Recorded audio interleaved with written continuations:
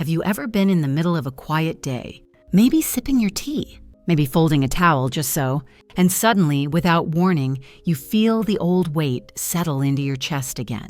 That small, familiar tension, the one that whispers, "I hope they're not upset with me," or "I wonder if I should have explained that better." Maybe it was something simple. You said no to a dinner invite. You chose not to answer a phone call because you were tired. Or you didn't feel like discussing your plans, your choices, your pace. And yet, the guilt showed up anyway, that soft ache, not because you did something wrong, but because, once again, you felt the need to defend your peace. It's something no one tells you when you're younger, that even after 60, even after a lifetime of giving, loving, bending, you still might feel the pressure to explain yourself, to justify your choices, to make everyone else feel comfortable while you quietly disappear into the background. But here's the truth. You don't have to do that anymore. You don't need to explain why you're tired, why you've stopped chasing certain relationships, why you've chosen stillness over obligation, because you are no longer living for approval. You are no longer performing for anyone's acceptance. You are allowed fully and freely to belong to yourself now. That's not rudeness. That's healing. Helen, a gentle, thoughtful woman I once met at a retreat, said something I still think about often. She's 72 and had just returned from a solo trip to a coastal town she used to visit as a girl. When her daughter asked why she didn't tell anyone she was leaving, Helen said, "Because I didn't want to explain it. I just wanted to go." She said it with a softness, not rebellion, no anger. Just the clarity of a woman who has learned that her life no longer needs to be narrated to others in order to be valid. And that's where this journey begins. Because after 60, there are things you no longer need to justify to anyone. Not because you don't care, but because you finally do. You care about your time, your well-being, your right to rest, your right to choose joy without guilt. And maybe, like so many, you've spent decades giving others the benefit of the doubt, offering explanations they didn't always deserve, softening your truth so it would land gently in someone else's world. But now, you get to do something different. Frank, a retired engineer, told me that after his 65th birthday, he finally stopped explaining why he didn't want to go to church every Sunday. It wasn't a big statement. He just realized he felt more peace walking quietly through the forest than sitting in a pew out of habit. "For years," he said, "I went just so no one would ask questions. I didn't want to disappoint anyone, but I was disappointing myself." So he stopped going. And when someone asked, he simply smiled and said, "That's not part of my rhythm anymore." No defense, no lecture, no apology, just presence. And presence is enough. You don't owe the world your reasons for needing solitude. You don't need to explain why some traditions no longer nourish your soul, or why your joy no longer looks the way it used to. Emily, a grandmother who once taught elementary school, shared something that struck my heart.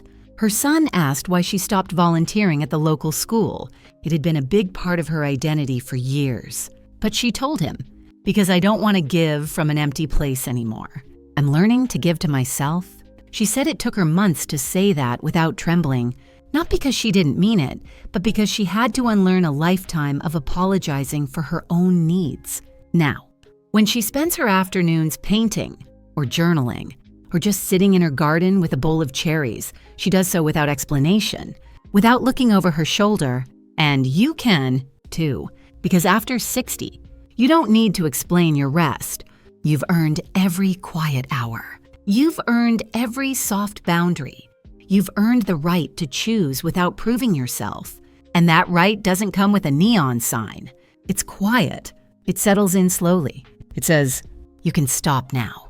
You don't have to defend this." Sophie, who's 68 and recently moved into a smaller home by herself, told me her family kept asking why she didn't want to live closer to her children.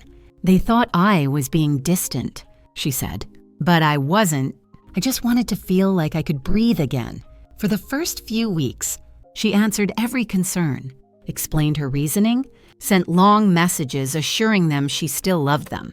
But eventually, she stopped. She said, "They'll either understand or they won't." But I'm not going to spend the next decade explaining why I chose peace. It wasn't about distance, it was about dignity. And you know what happened? They came around, not right away, but slowly, as they felt her joy, her calm, her presence. They began to see it wasn't personal. It was necessary. That's the gift of this season of life. You don't have to carry what isn't yours anymore. You don't have to wear the old masks or play the old roles. You get to be new. You get to be true. You get to live without shrinking.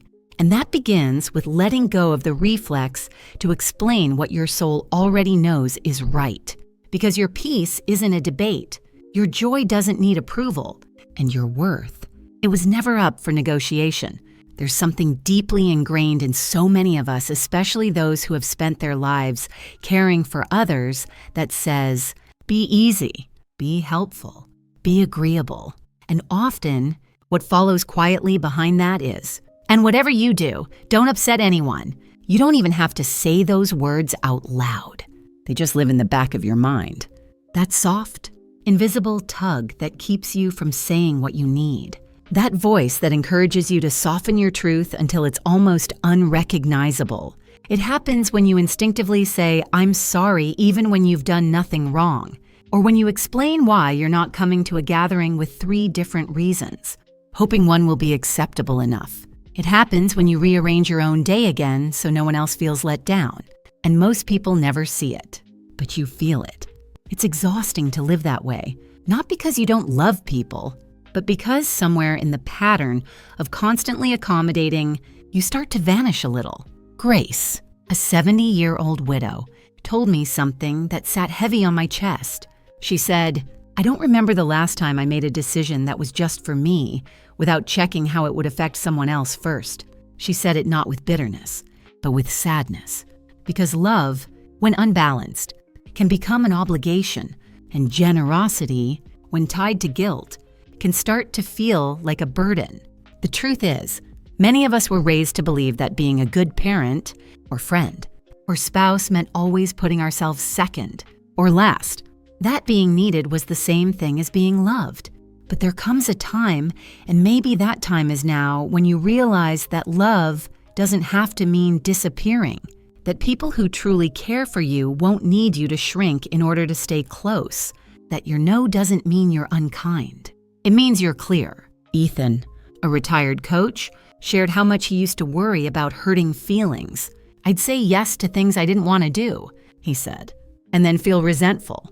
But I'd rather deal with my own discomfort than someone else's disappointment. That hit close to home for so many. Because for years, he'd rather bend himself out of shape than risk the smallest conflict. But the toll added up, and eventually, he realized that the people who love him would adjust, that his needs mattered too. So now, when someone invites him to something he doesn't want to do, he simply says, "Thank you for thinking of me. That won't work for me this time." No justification, no second guessing, just grace. And here's the unexpected gift. The more he respected his time, the more others began to, too, because when you treat your needs as valid, you teach the people around you to do the same. That's the quiet transformation that happens when you stop explaining yourself. It's not about building walls. It's about remembering where your center is and living from it. Hannah, a vibrant soul in her late 60s, once shared how she used to host the entire family every Sunday, dozens of meals, all the cleaning, all the organizing. She never complained, but she noticed something strange. The more she gave, the less people asked if she wanted to keep doing it. They just assumed she would because she always had. So one day, she didn't. She didn't explain, didn't send a long message. She just quietly let the day pass without hosting and spent it at a botanical garden instead, walking slowly through the trees. At first, there were murmurs, questions, confusion, but she didn't engage in a debate. She smiled and said, "I'm enjoying doing things a little differently now." That was it. No guilt, no lengthy speech, just presence. And presence is a boundary in itself, because you don't have to fight for your freedom. You only have to live it. You don't need to convince anyone that your energy has changed. You just need to honor that change and let the rest fall where it may. And yes, Some people may not understand. Some may take time to adjust. Some may try to pull you back into the old roles, the one who never says no, the one who fixes everything, the one who never rests. But that's okay. You're not here to manage their expectations. You're here to live honestly, fully, gently. Jack, who's 75 now, told me that he once had to make peace with being misunderstood. At first, when I stopped explaining why I didn't want to do certain things anymore, it felt lonely, like I was disappointing people. But eventually, that loneliness was replaced with peace.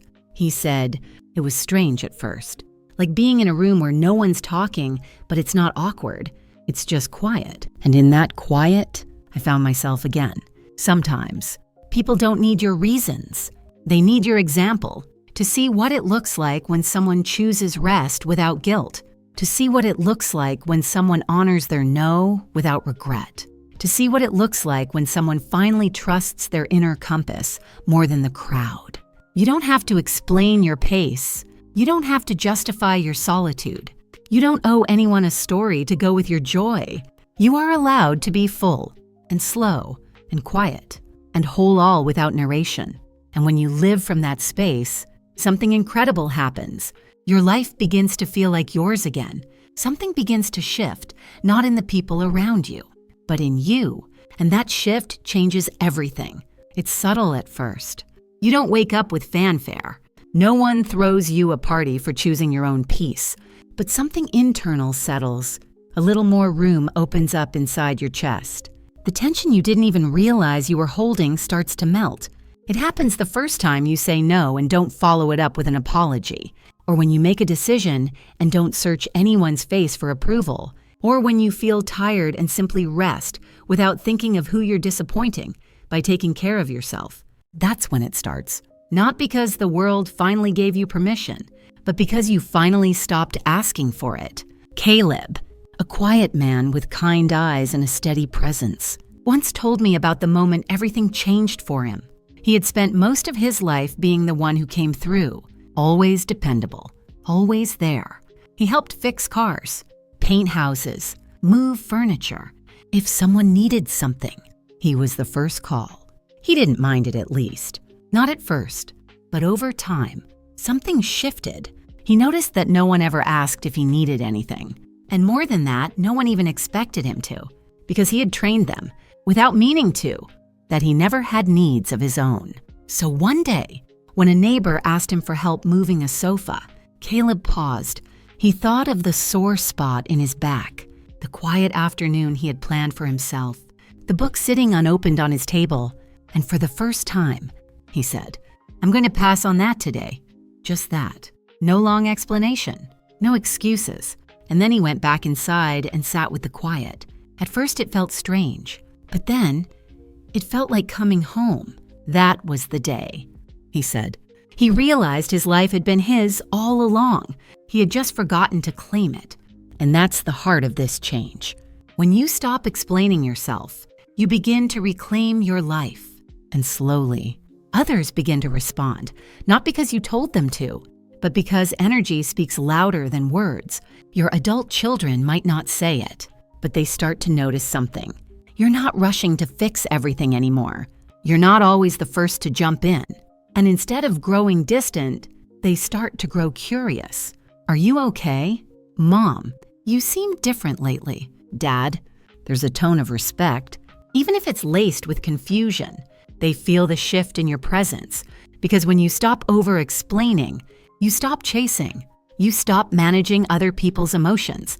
You stop giving your power away in tiny pieces, trying to keep the peace. And instead, you begin to embody something stronger, quieter, and far more magnetic, self-respect. Ryan, a 74-year-old who once described himself as a chronic people pleaser, said something that felt like a turning point. The more I stood in my truth, the more people actually started listening, not because I was louder, but because I was clearer. He didn't need to convince anyone anymore. He just needed to be. That's the most beautiful part. When you live from your center, others start to adjust, not because you demand it, but because you model it. And yes, some people will resist. Some will still try to pull you back into the version of yourself that never said no, that always smiled, that always had a reason to justify her choices. But eventually, those people will either meet you where you are, or they will drift to where they belong. And neither outcome is your responsibility to fix. You don't need to overextend to stay in people's good graces. You don't need to twist yourself into understanding every reaction or cushioning every truth. You only need to remain aligned with who you've become. Chloe, a retired seamstress and mother of 3, shared that she used to feel like she was walking on eggshells around her grown children. "I'd try to say things just right," she said. "I didn't want to upset anyone. I'd spend more time planning the conversation than having it." But after years of trying to be perfectly acceptable, she decided to just be honest. Calm, direct, kind but not overly filtered. She started saying things like, "That doesn't work for me," and "I'm not available that day," and "I need a little more space right now." Not out of defiance, but out of self-trust. And at first, it startled them. But then something wonderful happened. They started meeting her with the same honesty. They began speaking more clearly, listening more attentively. The whole family dynamic started to shift, not because she raised her voice, but because she finally stood in her truth. You don't need to be loud to be heard. You only need to stand firmly in your light. And when you do, others begin to feel it. The energy of someone who doesn't explain every decision is powerful. It says, "I'm not abandoning you. I'm just returning to myself." And that presence, that groundedness, it creates room for more genuine connection. Not connection built on guilt or obligation, but connection built on respect. Because you've stopped asking permission, you've stopped begging to be understood.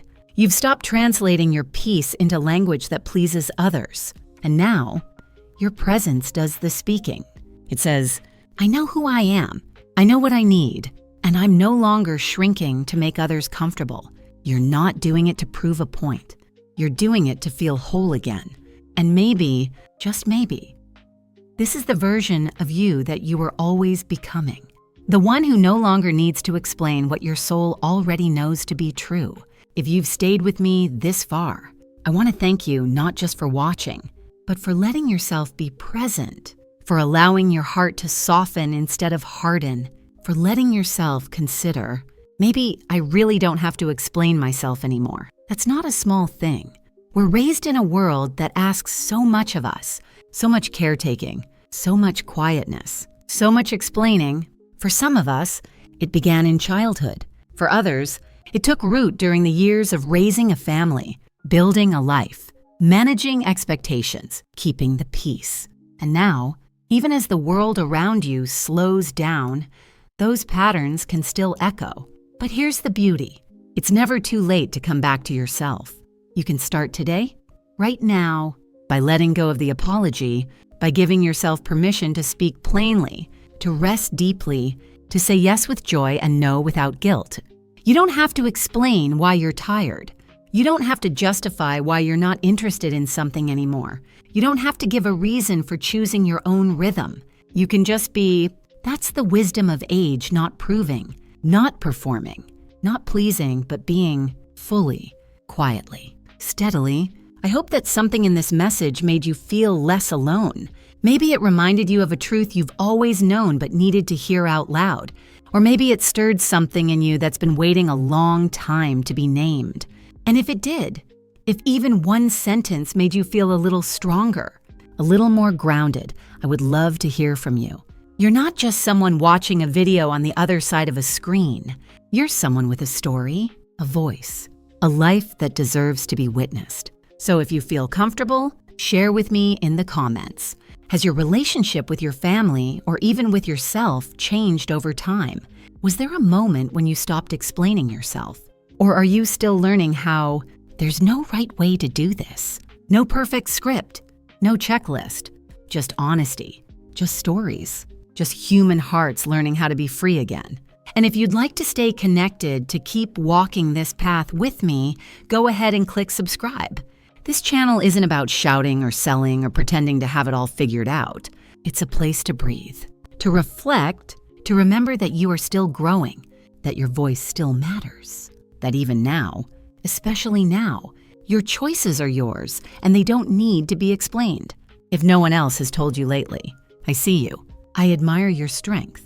I honor the life you've lived and the person you're still becoming. You've carried so much. You've endured more than most people know. And through it all, your light has never left you. So let it shine now, not for them, not for validation, but for you. Let your presence be enough. Let your peace speak for itself. Let your life belong fully to you, not as a performance, but as a gift. From this day forward, may you feel the freedom to stand tall in your truth and simply say, I don't owe an explanation, because you never did. And now, at last, you don't have to pretend otherwise. Thank you, truly, for being here with me. Until next time, be kind to yourself, be clear with others, and never, ever shrink again. You are not a problem to solve. You are a life to be lived, and that is more than enough.